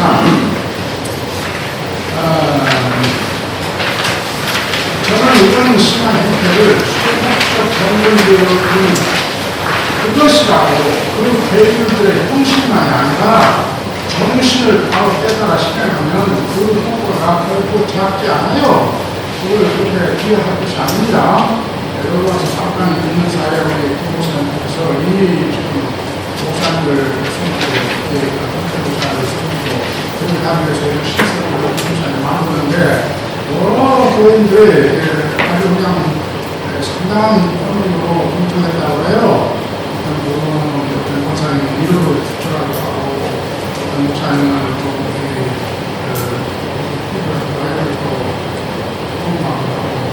뭐 이런 것들을 목표에 현장에서 이렇게 자선사업에 좋은 일에 하나님 위해서 공부하고 이런 거 많이 비슷하게 참 훌륭한 사람들 많습니다. 그래서 열심히 하고 하나님을 세우고 강한 나라에 이런 거 세우고 우리가 어렸을 때 미국의 특히 미국의 선배들이 많이 받았듯이 또 이제 같은 예우들을 해서 그렇게 하는 분들이 참 많습니다. 자, 이 소극적 공동주의나 대체적 한국의 스피리추얼리티 영성의 분들인데 그런 의미로 필요한 부분이 많습니다. 그래도 예수님과 바울이 가르치는 하나님나라의 부분이 우리도 받는 총체적 효과에는 많이 미치지 못하는 것이 문제입니다. 거기까지만 하면 총체 경건주의 부분을 것이면 거기에 하나님 은혜로 그리고 믿음으로 구원받았다고 또는 의인이라 칭함받았다고 생각하고 주일마다 교회에 출석하는 그리스도인들이 있다면 수백만이 되어도 그들의 신앙생활을 말미암아 어떤 인간하고 화려하구나 서로 심히 부패한 많은 교회들 오일반도 백신한 한국 대학교들 여러분들 어떤 교회를 가지고 있는지 모르지만 제 눈에는 한국 대학교들 한국적 현상이죠.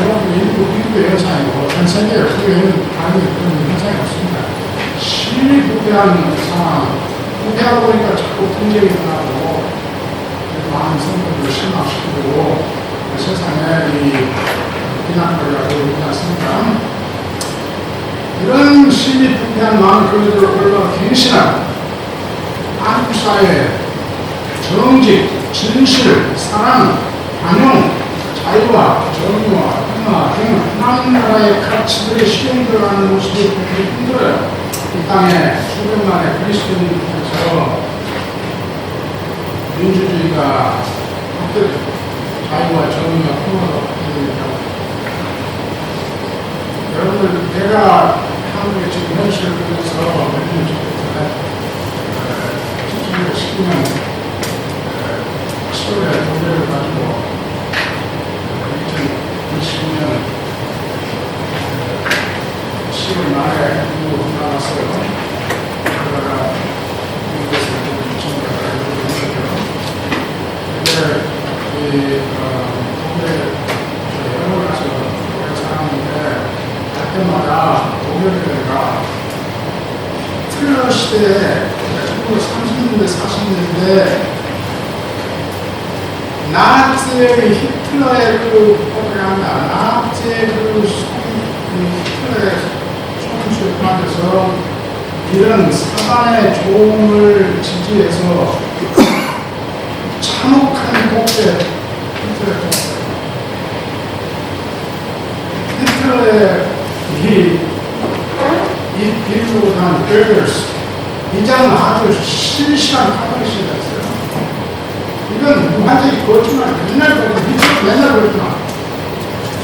우리 시험. 근데 독일 교회가 개신교고 카톨릭 카톨릭이 이 낙트리당을 전폭대로 지지해서 우리가 정권 잡고 사실상 부정하지. 법칙을 가장을 그걸 정권 잡고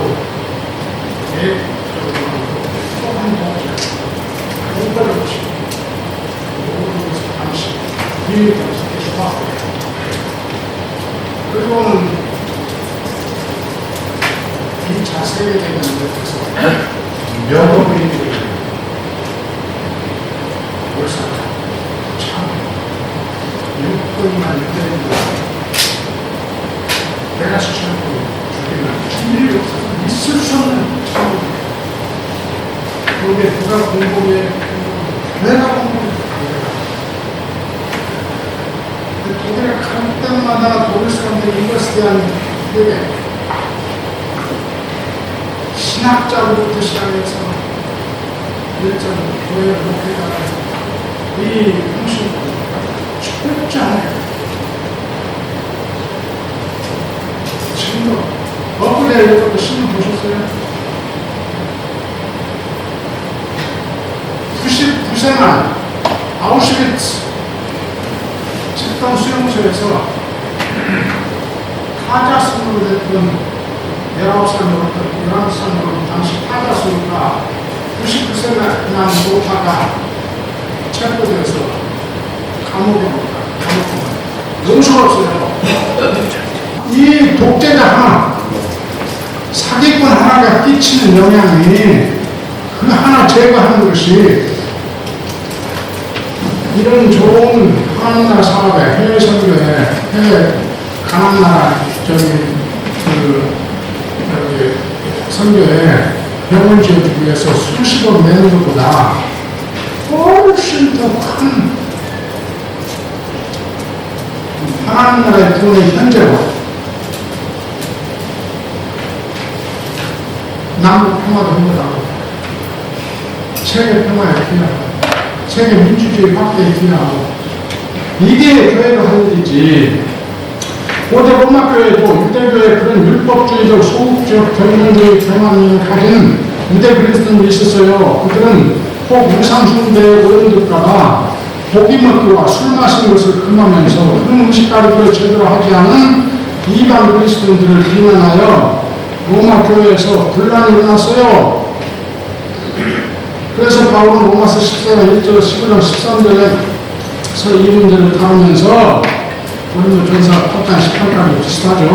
이렇게 써놓네요. 로마 14장 17절 사람들이 이 구절에 이걸 눈여겨보질 않아요. 추석가들도 그래, 심지어 학자들도. 근데 이게 아주 열쇠입니다. 하나님 나라는 하나님의 통치받으면 그 말이에요. 어떤 음식을 먹어도 되고 어떤 음식을 먹으면 안 되고 이런 음식 가리는 문제가 아니고 우리말 번역에 성령 안에서 문자적 번역이에요. 그 말은 무슨 말이냐면 성령의 도움을 받아 의와 평화와 기쁨, 이 기쁨이라는 말은 행복이란 말이에요. 만인의 행복, 나의 행복이 아니라 만인의 행복. 우리가 성령을 도움을 받아 의를 행하여 평화를 누리고 의를 행하여 평화가 있다는 거죠. 불을 행하면 갈등이 일어나면 불행, 평화가 일어나면 행복. 그래서 참 한국같이 이렇게 계층 간에 동과 서가 남북이 여성 남성 이런 엄청난 갈등을 조장하고 맨날 갈라치기 하고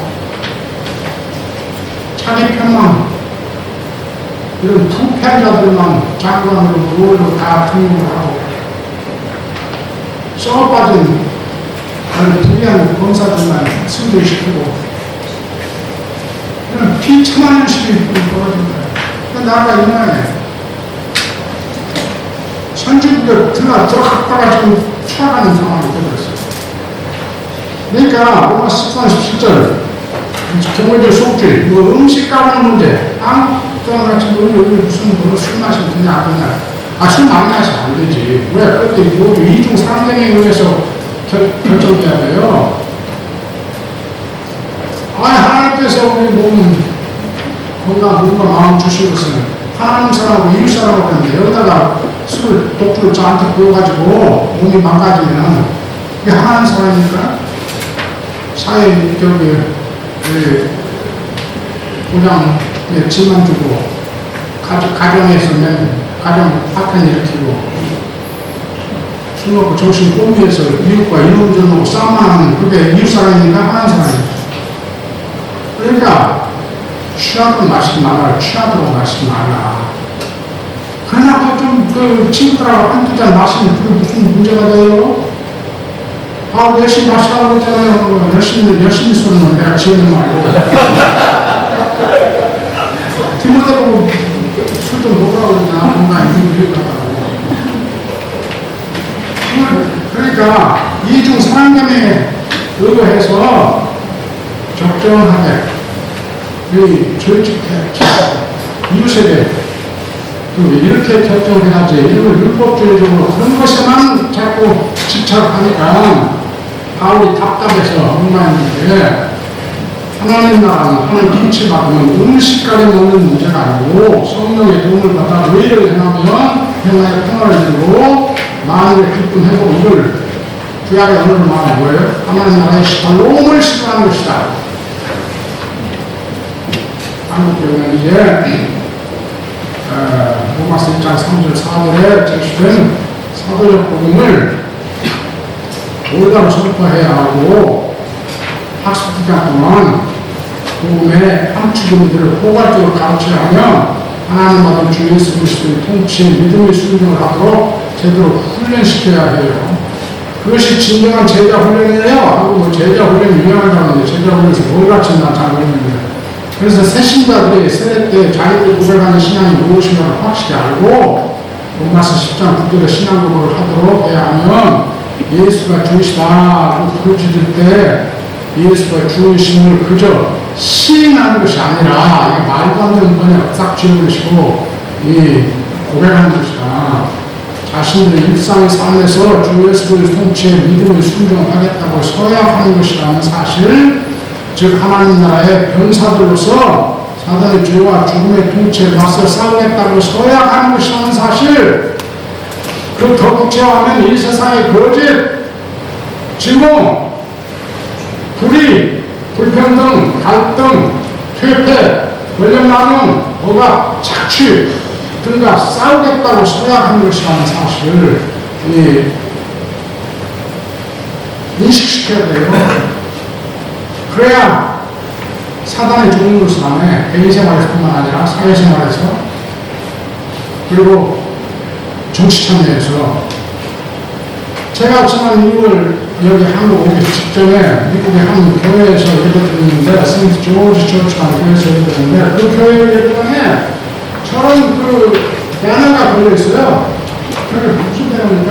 세대한 서야라는 거기에 뭐라고 써있어요? 교회생활 신실히 하기.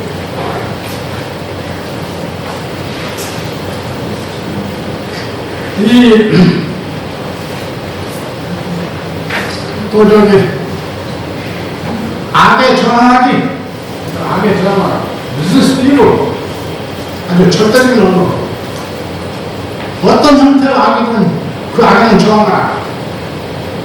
그냥 소극적으로 패시브하게 그리스도인들은 우리들이 그냥 강건하게 기도생활하고 성경 읽고 묵상하고 기도생활하고 우리들이 그러자 그게 아니고 그 악이 사회에서 발견되는 문화의 영역에서 발견되는 경제 질서 속에서 발전이 됐던 인권 유린 속에서 발전이 됐던 비즈니스 리버 그걸 실패하고 우리가 하면서 실패하는 거야. 그럼 회개하고 신앙 경신하기, 그리스도 닮은 사람을 하기, 이웃 사랑하기, 정의와 평화에 이르기. 로마 14장 19절, 아까 17절. 정의와 평화. 이루기. 하나님의 피조물의 모든 생명체를 존중하기. 이 표현을 못했어. 그래서 이 표현은 성도들 그래도 제대로 가르치구나. 에피스코팔리안 처치였어요. 그러니까 성공회, 미국의 성공회 에피스코팔리안 처치가. 세례 때 우리가 하는 신앙거든 주 예수 그리스도가 집행하는 하나님 통치의 믿음을 순종하겠다는 서약이에요. 마음이에요. 뼈주예요. 우리 교회도 예배당에 벽에 이런 비슷한 나무를 걸어놓고 예배를 드리면 예배 볼 때마다 성도들이 그걸 보면서 내가 세례 받을 때 저러겠다고 생각했구나. 예상 상에서 저렇게 하겠다고 생각했구나. 잊었다가도 상기들이 합시다. 여러분들이 설교에서 가르치는 게 사실은 우리가 정직해야 됩니다. 상거래수도 우리가 정리해야 됩니다. 적정한 일만 채웠어요. 당신 의사, 환자 열심히 치료해주고, 적정한 일만 치료해야지. 당신 의사니까 나는 상을 잘 권리가 있어. 그리고 어디 대치동에 몇십억 돈 집 사야 돼. 그러니까 막 그냥 환자들에게 과도하게 붙여가지고 판사, 검사, 뇌물 받고, 전관 변호사, 시선 변호사, 함께 뇌물 받고, 엉터리 재판하고, 폴리스 판단하고, 정직하고, 진실하고, 늘 이웃사랑에서, 하나님 사랑 이웃사랑. 근데 너희들 다 지금 마음을 우상숭배하고, 권력 우상숭배하고, 쾌락 우상숭배하고, 하나님 우상숭배하는 거라 했지. 불쌍히 절하라 이런 거 아무 의미도 없어요. 불쌍히 절하라 아무 의미도 없어요. 무슨 조상이 여기 가서 절하는 거 아무 의미도 없어요. 신학적으로. 그런 것에만 집착하고 실제로 우상숭배. 우리에게 사단의 죽음의 증상들은 고난들을 가져오는 실제 우상숭배는 돈과 권력과 쾌락이잖아요. 그 때문에 참 우상숭배하는 거예요. 자, 우리가 이렇게 면을 거두고 우리 성도들에게 우리가 세례 때 한 이 서약을 상기시키면 교회의 타락을 막고 첫째 이 땅에 정의와 풍요와 많이 행복 하나님 나라의 샬롬을 실현하는 바로 더 애쓰지 않겠습니까? 여러분들 그래서 제가 오늘 시간을 들여서 우리 교사님을 했습니다.